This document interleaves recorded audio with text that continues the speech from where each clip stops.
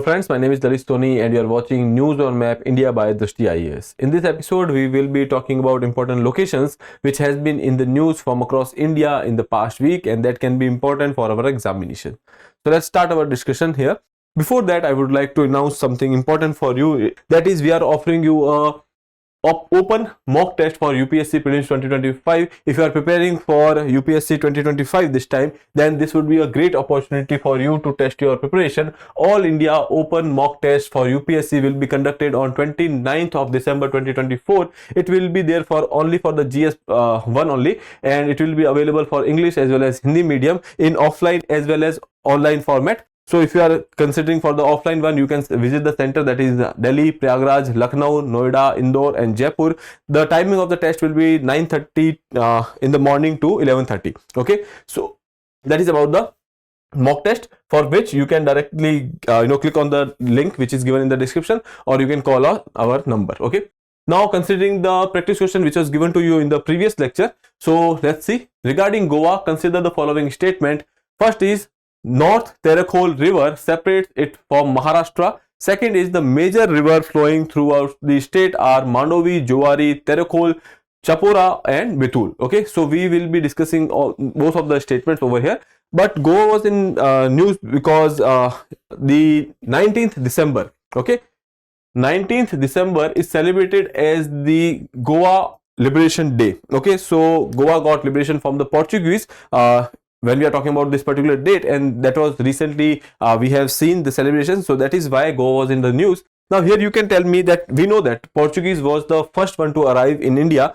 Now you can tell me in the comment box that which European power was the last one to leave the Indian territory. Okay, then coming to the first statement, North Terakol River. Here when we are looking at this particular map, you will be seeing that there is this small stream of river which is over here in the northern part of Goa. That is basically your Terakol River. So obviously it is forming a boundary with the Maharashtra. Okay, so that statement 1 is correct, which we have already seen. Okay, coming to the next one, that they are talking about the major rivers over here. So here you can see we have Mahadai or the Mandovi river which is there. Okay, Juwari river is there, Chapora river is there. We have already seen that the Terakol river is all there. So these are the prominent rivers which are there in Goa. Okay, so statement 2 is also correct. Option C would be your right answer over here. Okay, now let's move further and start with the first question of the day. That is basically, Sindhudurg and the Vijayadurg renowned historical landmarks are associated with which of the following? Ancient trade routes, naval ships, coastal forts or the rock cut caves. Okay, so basically there are two locations which are given over here, Sindhudurg and the Vijayadurg. With the name it is clear that these are Durg, that means fort. Okay, so with logic only you can see that option C would be your right answer, because these are not caves, these are not ships and these are not routes. Okay, Durg, when we talk about this particular word, that is generally used for the forts. Okay, so I hope that is clear. Option C would be your right answer over here. But there is a very important significance of these two places in the history, because these were the forts which has been held by Chhatrapati Shivaji Maharaj in some point of time. So we'll be talking about that over here. So when we are talking about the Sindhudurg, which is located over here, okay, and here some important facts which has been given. Shivaji Maharaj built a strong navy to counter European and the Mughal influence along the western coast. Now here you can say on the western coast we have this fort over there. Now these were the holdings of the Marathas, okay, wherein the shipbuilding activities etc. were going on, and other than that also they will be monitoring the, you can say, sea routes. Other than that, coastal forts like Sindhudurg and the Vijayadurg strengthened the maritime defenses of Shivaji. Okay, recently it was in news because for the first time India's first maritime heritage conclave, which has been held recently by the Ministry of Port, Shipping and Waterways, and that is why it was in news. So we have considered that. When we are talking about the second Durg, which is there, Vijayadurg, which is there in Maharashtra. So now this was there with some dynasty named Shilahar. Okay, and Shivaji Maharaj actually won this fort from this particular dynasty, and that is why the name of the Durg is Vijayadurg. Okay, I hope that is clear. Now let's move further to the second question. Before that, these are some of the objective of this maritime conclave which was actually held recently, so you can go through this particular slide.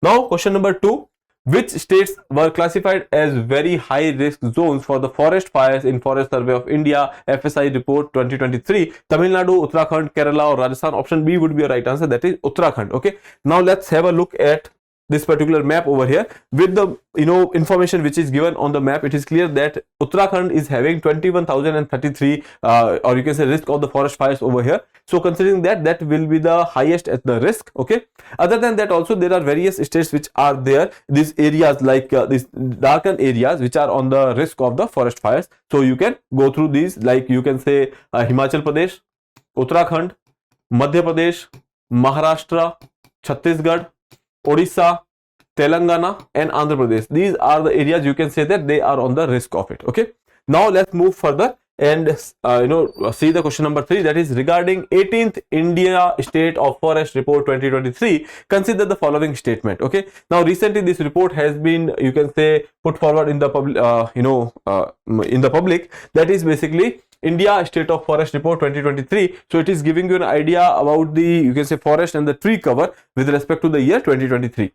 ISFR is bought out by the Forest Survey of India on biannual basis since 1987. Okay, now when we are talking about the Forest Survey of India, you can tell me where their headquarters is located. Okay, and for those people who are preparing for the forest services, that will be an important question as well. So you can tell me in the you can say comment box that where the headquarters of this particular body is located. Okay, now they are talking about one thing, that this particular survey is being conducted by, you can say, this particular institution biannual basis since 1987. This statement is correct. Okay, now coming to the next one, top 3 states having largest forest cover: Madhya Pradesh, Arunachal Pradesh and Chhattisgarh. So you can say that this statement is also correct. Option C would be your right answer over here. Now let's have some of the information which is given over here. If you look at this particular map, you will be seeing that Madhya Pradesh is the area which is having the largest area which is under the cover. When we talk about the largest area by state, that is Rajasthan. Okay, which is there. But the thing is, if you will be looking at Rajasthan, most of them or the half of the Rajasthan in the western side, that is Thar or the desert area. So that is why they have very few forest areas. But when you look at the Madhya Pradesh, you will be finding that they are having forest a lot, and that is why Madhya Pradesh has the largest amount of forest by area which is there. Then we have Arunachal Pradesh. So we have seen that. So here you can see this statement which is given over here, that Madhya Pradesh, then Arunachal Pradesh and then Chhattisgarh. So that is correct. Now if we talk by the density, so you can tell me in the comment box that with the density of the forest, if you are talking about, okay, or you can say percentage wise, percentage forest cover with respect to the area of that particular state, you can tell me in the comment box that which particular state of India which has the highest percentage of forest cover with respect to their geographical area. Okay, other than that, here you can see this report says some of the facts over here. The total area which is under the forest and the tree cover, that is 8,27,357 square kilometers. Okay, when we talk about the simple forest cover, that is 7,15,343 square kilometer, and the tree cover is 1,12,014 square kilometer. Okay, so you can remember that the total area under the forest as well as tree cover, that is 25.17%. okay, now if we only talk about the forest cover, that is 21.76%. okay, so these some facts are there which you have to remember. Okay, now moving further, consider the following statement about the Bordoibam-Bilmukh Bird Sanctuary. Okay, BBBS. It is located in Assam. It records 72% decline in the bird species count in 27 years. Okay, so let's see over here. If we are talking about the location, so this is the location over here, Bordoibam-Bilmukh. Okay, so that is there in the Assam. So that is one thing which is correct over here. Now it was in news because there was this report which is saying that yes, they have actually recorded 72% decline in the bird species. Okay, when we are talking about the 1947, in 1957, there were nearly 167 species of you can say birds which are found over here, and in 2024 there are 46. Okay, so we can say that there is a huge decline which is there, and now this decline was because of the decline in the wetland area. Okay, because of the decline in the wetland area, and because of which the groundwater table is also being declining. Okay, so these are some of the facts which you can remember from over here, and you can see both the statements here are correct. Option C would be your right answer over here. Okay, I hope that is clear. So here you can say Assam Bird Sanctuary records a 72% decline in the bird species count in 27 years, which we have already seen. Now coming to the next one, consider the following statement. Ken-Betwa Link Project KBLP is the river linking project that aims to transfer surplus water from the Ken River in Madhya Pradesh to Betwa River in Uttar Pradesh to irrigate the drought prone area in the Bundelkhand region. Okay. So statement 1, you can say that when we are talking about all these things, so I'll be telling you the map of this particular region, but this statement 1 is correct. They are saying that the Ken and Betwa river linking project is there. So one river is Ken and second is Betwa, and they are taking water from the Ken, surplus water of the Ken, and transferring it to the deficit region of the Betwa river. Okay, so that is there, and this is in the Bundelkhand region, so that is why it is even more important. Now coming to the next statement over here, Ken Betwa rivers originate in UP and are tributaries of the Yamuna river. Now this statement that these are the tributaries of Yamuna river, that is correct, but they are not originating from UP, they are originating in MP. Okay, so this statement will be incorrect. Option A would be a right answer, that is only 1. Okay, now let's see the picture over here. Here you can see this is the Ken river originating somewhere over here and then going into Yamuna. Okay, then here you can see this is Betwa river originating somewhere near Bhopal in Raisen district, and then here you will be seeing that it is going into Yamuna. Okay, now here you can see the surplus water of Ken river will be transferred to the Betwa region. So here you can say this is the link canal which has been, you can say, constructed, which will be constructed. Recently it was in news because the Prime Minister has laid the foundation of this particular project. Okay, so that is why this link canal is there. There are certain concerns with respect to the population, you can say displacement, other than that also ecosystem related, environment related you can say concerns are there. And one more important factor over here is that the Panna Tiger Reserve. Now here you can see this green patch, this is your Panna Tiger Reserve. Now the Tiger Reserve is there and river is going through this particular area, and you are constructing a, you can say, canal over here, because of which there can be some issues with respect to the habitat of the Panna, and the, you can say, ecosystem of the Panna can be, you can say, somehow some impact will be there on the Panna Tiger Reserve. So that is important for you to remember, that which river is transferring water from, which is getting water from which river, and second thing is that which particular protected area is part of this particular project. Okay, I hope that is clear. Some of the informations are given over here which we have already discussed. Okay, so here you can say Ken and Betwa river is originating in MP. These are tributaries of Yamuna, which we have seen. Okay, other than that we have talked about the project. Here you can see this Ken and Betwa project is the first project under the National Perspective Plan for interlinking the river. Okay, so that is one of the important thing. Now moving to the next one, regarding inner line permit, consider the following statement.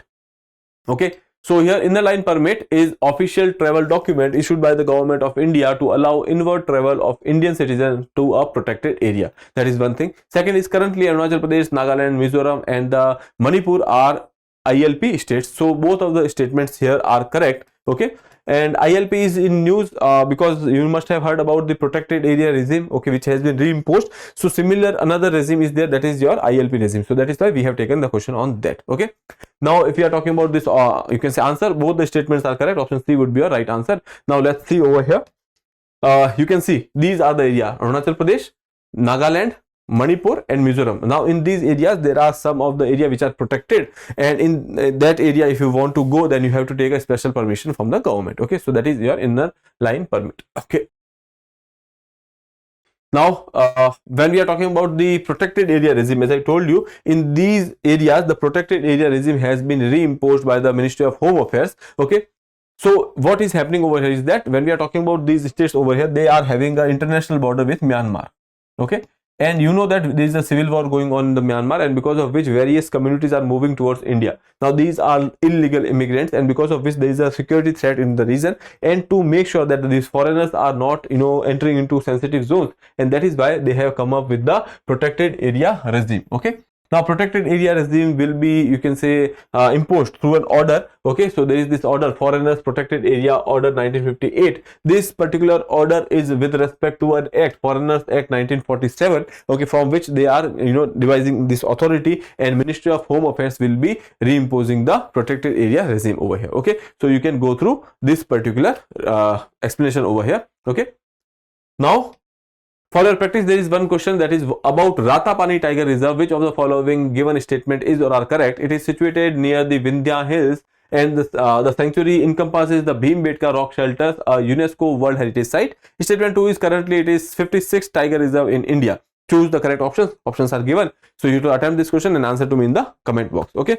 With that, I would like to take your leave. I'll see you in the next episode. Till then, have a good day. Thank you. And again, we are offering 50% discount over here on the occasion of New Year. So you can go and click on the link which is given in the description. So we are offering this discount on the all online pen drive courses and test series, and 20% discount will be there on all books and DLPs. This discount is valid from 28th to 31st December. So don't wait and just grab your offer over here, or you can call on this number, that is 87501 87501.